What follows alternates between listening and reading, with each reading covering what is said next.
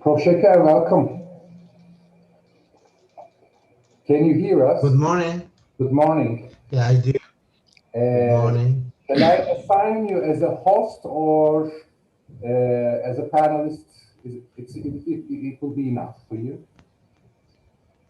Would you like to control the sounds and cameras all together, or shall I do it instead of you? Well, I think, yeah, might be. But John, you sent me another program. It's the same thing that you have made me previously. Is there anything changed or not? No, the same. Okay, so I already opened the previous one, so okay. Okay, thank you.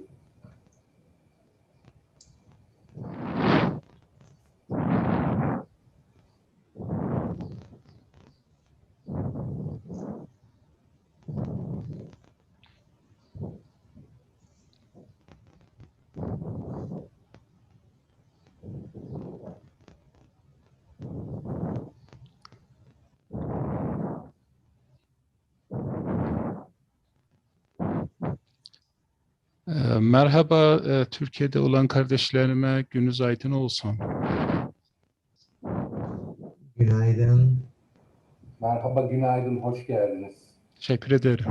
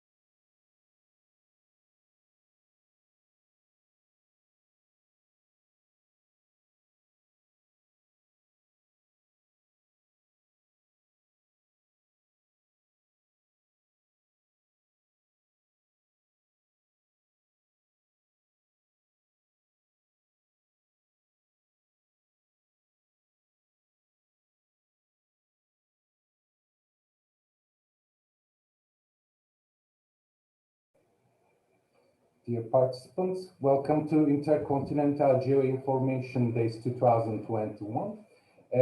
We will start with the first session on photogrammetry and remote sensing.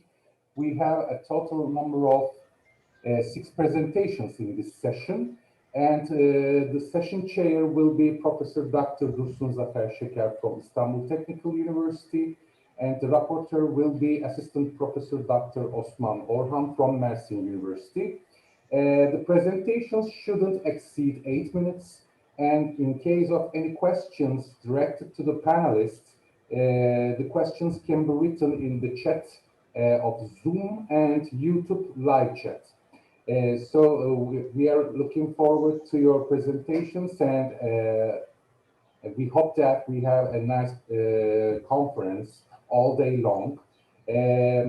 Today we have 66 presentations from over 20 countries, and we are so happy to have a widespread event and to make this event more widespread. Thank you for your nice contributions, and please, Professor Şeker, you can start with the first presentation. Thank you. Okay, good morning, everyone. I hope everything is all right and conference is going to be quite well for everybody. And today, as John mentioned, that we have 6 presentations, and I realized that 3 of the presenters are already joined to the meeting, and we have just 1 minute to start because it's better to start at 9. And the first presentation is going to be done, I think, Halit Valizadeh, am I right? Or Behram?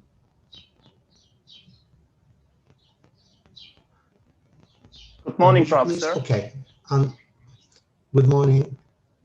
Who is going to present, you or this is your Behnam, colleague? Professor. I'm gonna present okay. our work. Okay, then. So the title is the Forest Health Assessment using Hyperspectral Imaging and Multicriteria Analysis, a case study of Ramsar Forest, north of Iran. And our 2 colleagues already are here, and Behnam Karo Rani is going to present their work. Okay.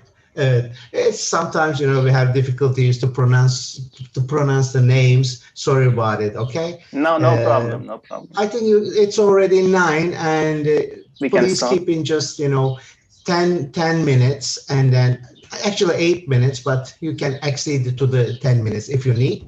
But I'm sure that you are going to stop it and finish in a reserved time, so you can start.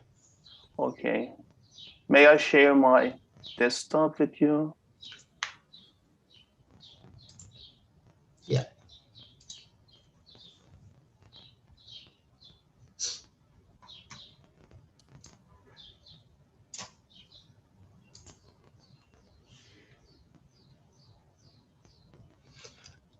Okay, Behnam, I forget something. Would you please introduce yourself before start your presentation? Okay, Professor. But shortly, first of all, very shortly, okay?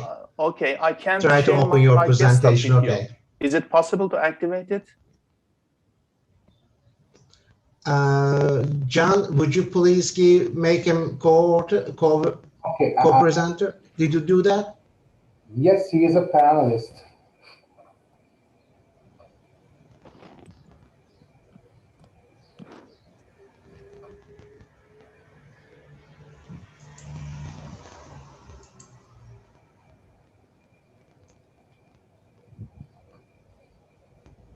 The other presenters can see the share screen button, am I right? Yeah, okay.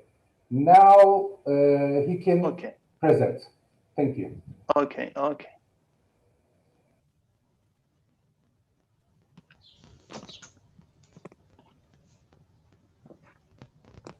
May I start? Yeah, sure. Okay. Very pleased to be here with you at the first day of the conference. Today, I'm gonna present the findings of our latest work I'm Behnam Khorrami, the presenter of this paper, PhD student at GIS at 9 Eylül University. As you mentioned, our topic is the forest health assessment using hyperspectral image and multi-criteria analysis, which is a case study from Ramsar And Forest. would you please move to your presentation mode? Okay. Okay. Okay. Thank you. First of all, let's have a concise introduction on the topic. As we know, field-based analysis of environmental issues contributes to the majority of the current studies, especially the assessment of forest health, which is a very useful approach. But unfortunately, it is not possible in this approach in order to analyze the physiological changes of the plants, which characterizes the early stress responses. The studying of the physiological conditions of the plants gives us an indication about the productivity and adaptability to environmental stresses, and also provides early indication of a decline in stand vigor and the productive capacity. The applications of hyperspectral imaging techniques have been widely approved in the study of natural resources, especially vegetation and surface water resources. The spectral signature of vegetation is influenced by the presence of pigments, canopy water component, chemical and physical characteristics of plants. Studying this spectral behavior of plants can give us information on the degree of senescence, the deterioration of leaf structure, and diseases and abnormalities of the plants. The spectral indices, which are derived from the spectral signature of plants at a specific wavelength, can give us important information on some aspects of plant properties, for example, the eco-physiological properties of plants, which is mainly based on the fact that there is a link between chemical content and leaf structure and function. In GIS, we have a term multi-criteria decision making, which is also called spatial MCDM. It refers to a rich collection of techniques to solve some problems among criteria, especially in a spatial domain, and provides a novel framework to address some environmental problems, for example, fire risk, forest health, and etc. The forest health mapping is useful for detecting pest and blight conditions in a forest, and also for assessing areas of timber harvest. Within the let's say gamut of this work, we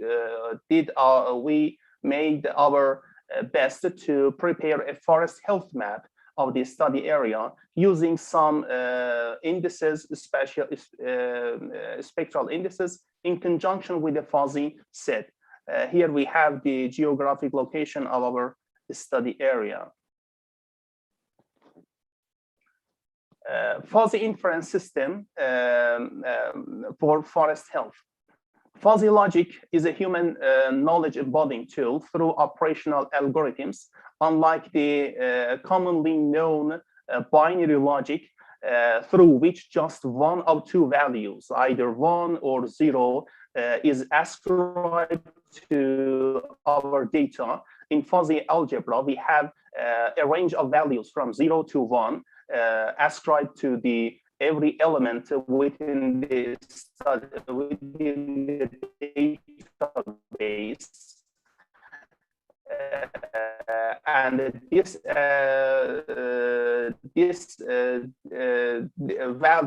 values are data.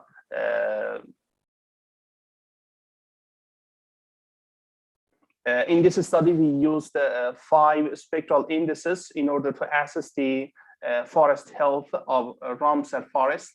These are NDWI, CRI, CRI1, PSRI, PRI, and NDVI, which is I'm gonna illustrate them in the upcoming slides. Canopy water content. As we know, water feature center around the 970 and 1190 nanometers of the microwave spectrum, which is readily measurable by spectral sensors. However, using multispectral sensors, it is not possible to study this spectral window. The water content of plants is important quantity because more water content means the healthier and the flourishing and also more fire resistant plants. This characteristic of plants is controlled by leaf geometry of plants, canopy architecture, and water requirements. Normalized difference water index, NEWI, is sensitive to change in vegetation canopy water content because reflectance at 857 and 1241 nanometer has similar but slightly different liquid water absorption properties. The scattering of light by vegetation canopies, 1241 nanometer of the spectrum. Would you please finalize in 2 minutes? Bena, do you hear me? Yeah. Okay, would you please finalize in 2 or maximum 3 minutes because we are over timing now. Okay. NDWI can be calculated using this formula, whose applications range from forest canopy stress to leaf area index studies, plant productivity modeling, and fire susceptibility studies. Unfortunately, we are short of time, and I have a bunch of slides here to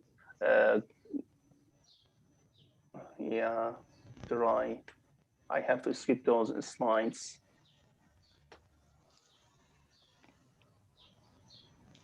Yeah, fuzzy degree membership functions.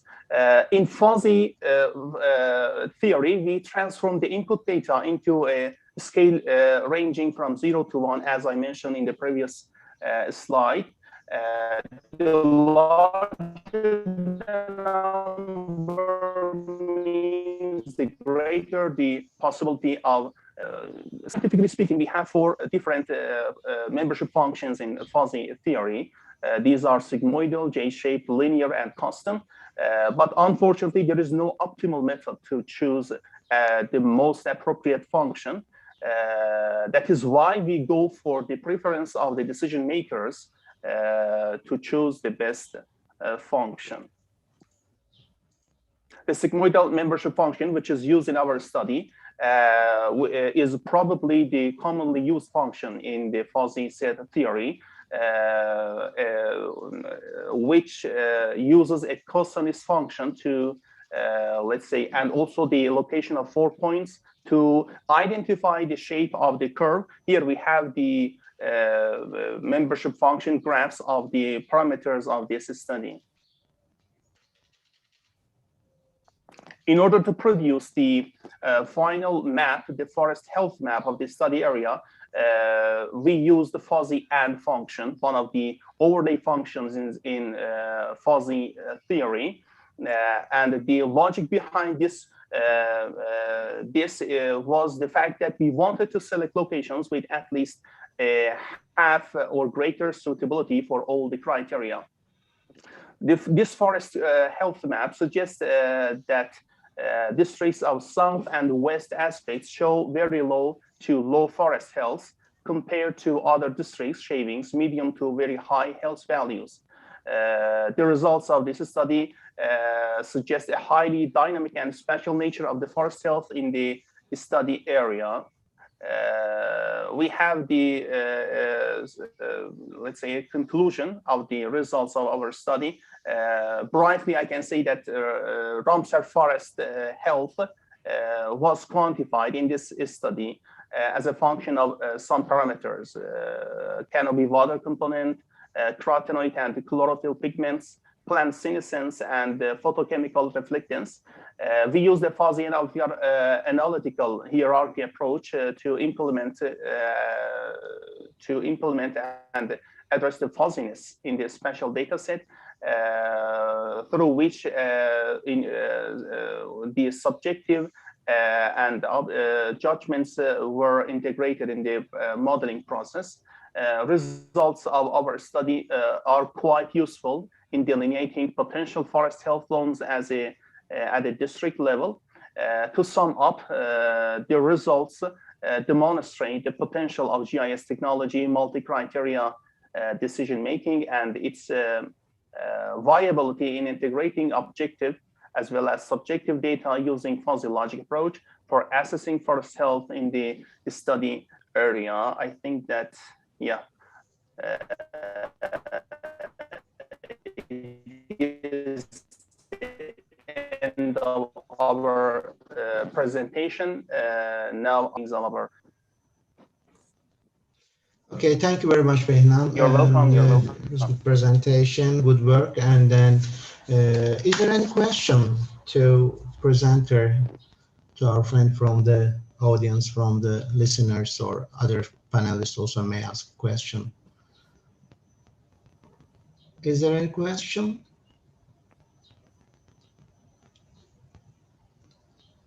I just wonder, is the forest that you said, Ramsar forest, is it specially, I mean, the protected area or not? Some parts of the forest, yes, are protected. Okay, I mean, the Ramsar protection area, somehow maybe because of the city, in the study area, yeah. Okay, okay, it's just bringing the same name. Okay, that's good. So I think there is no question from the listener. Thank you very much, Behnan. Thank you too. So would you please stop sharing your screen? Sure.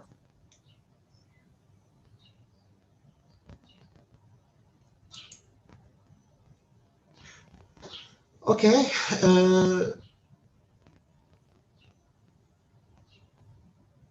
The second presenter is here or not? I mean, the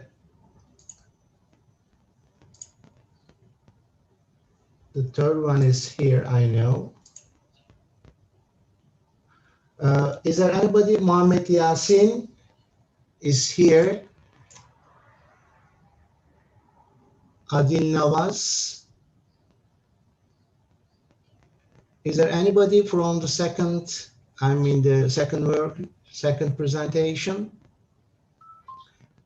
Well, if he or she join us later, we give them another chance to make their presentation. Now we can move to the third presentation. It's going to be done by Ali Leventiaji. I think he's here. Yes, I'm here. Okay.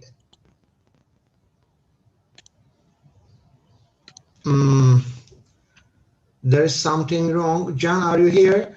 If there is no co-host option in this part, but can you make him co-host?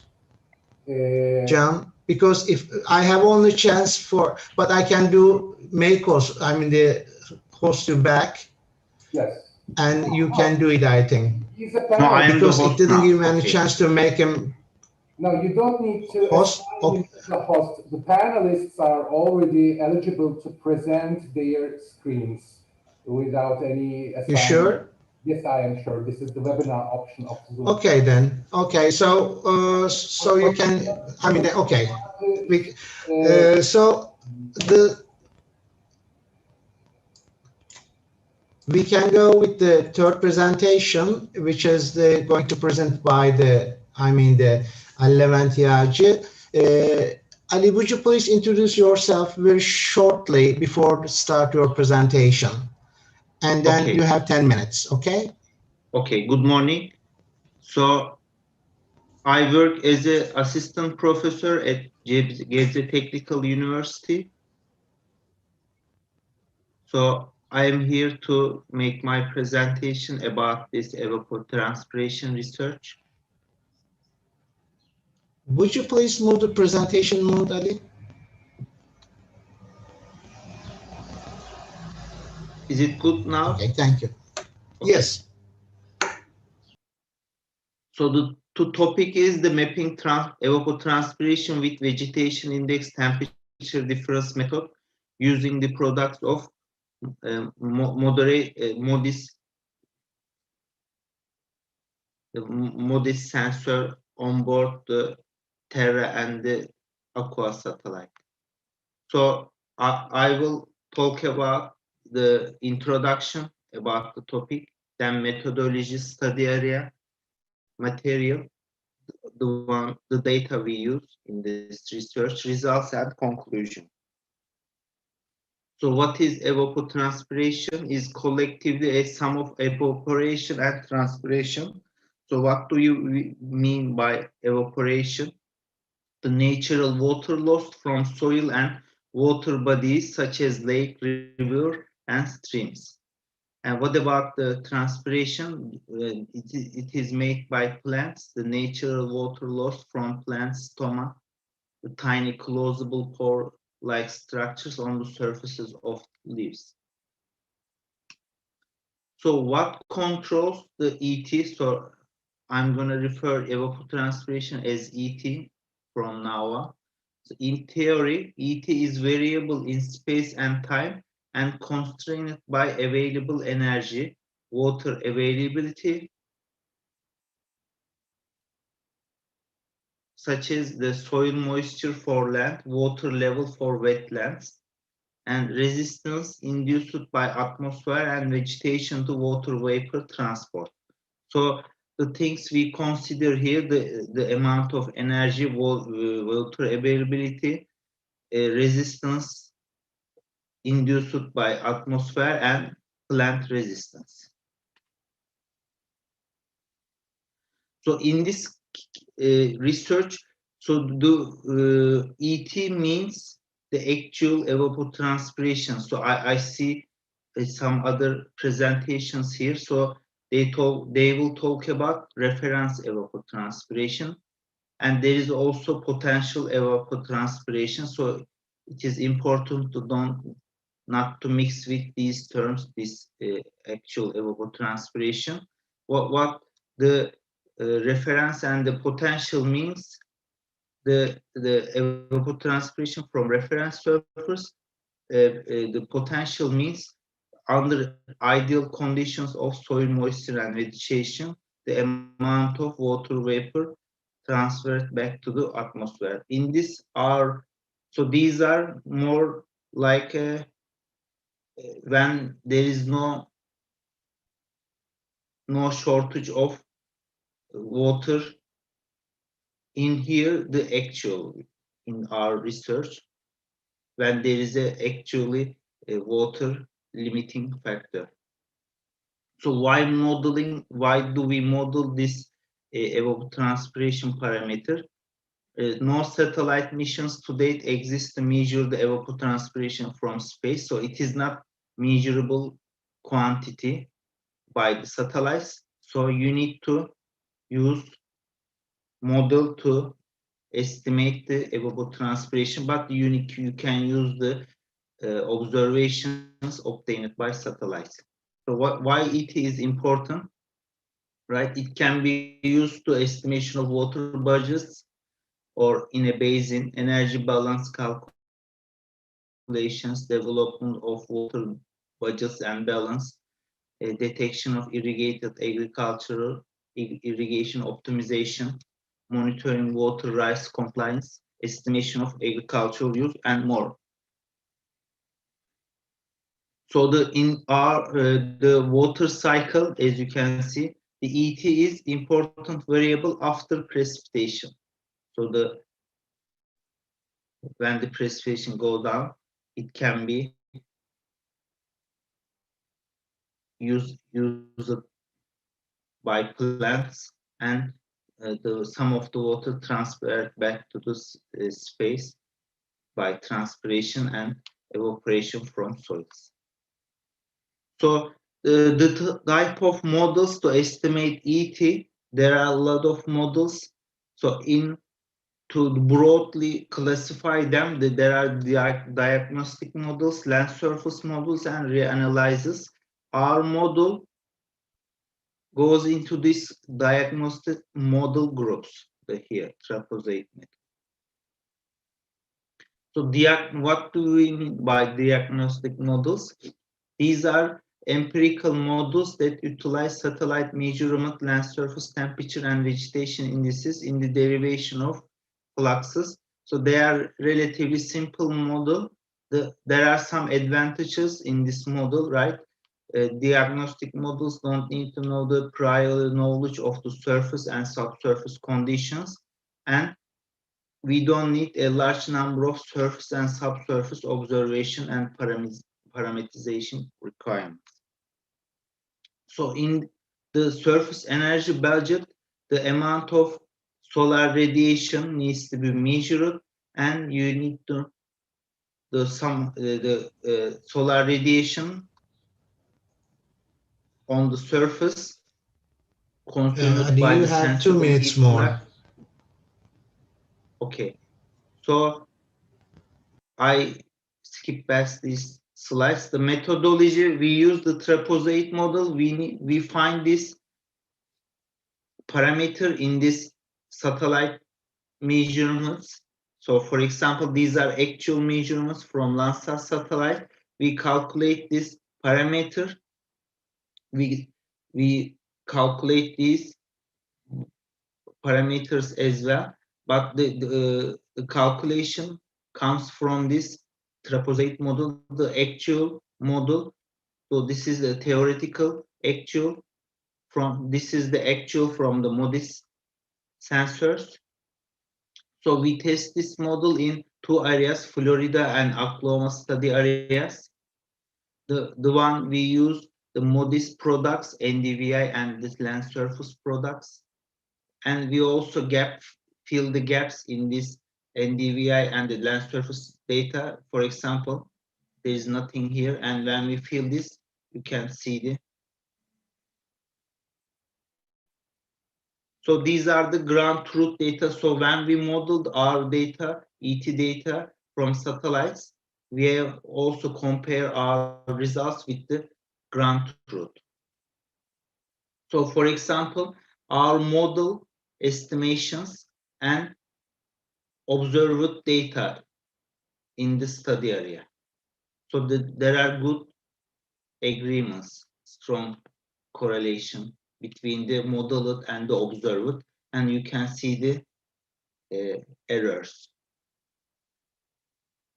So our conclusion of the research, so according to validation carried out the covariance towers in 2 study areas with different climatic characteristics across 2 years, the model was able to generate spatially continuous daily E-feed, the evaporative fraction and the evapotranspiration from minimally remotely sensed and meteorological inputs in a trapezoidal framework.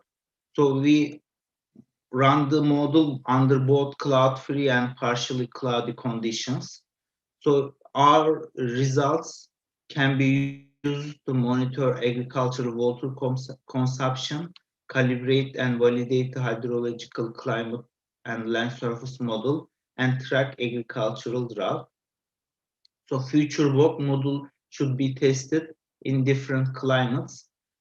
So our earlier support by the United States Geological Survey and NASA, right now we are conducting the same research in Turkey under the career development program supported by TÜBİTAK.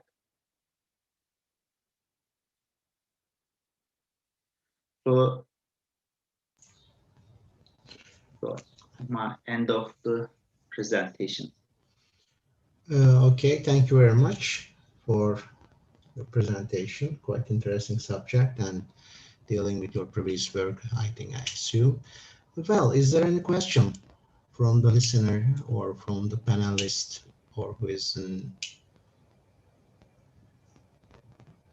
Is there any question?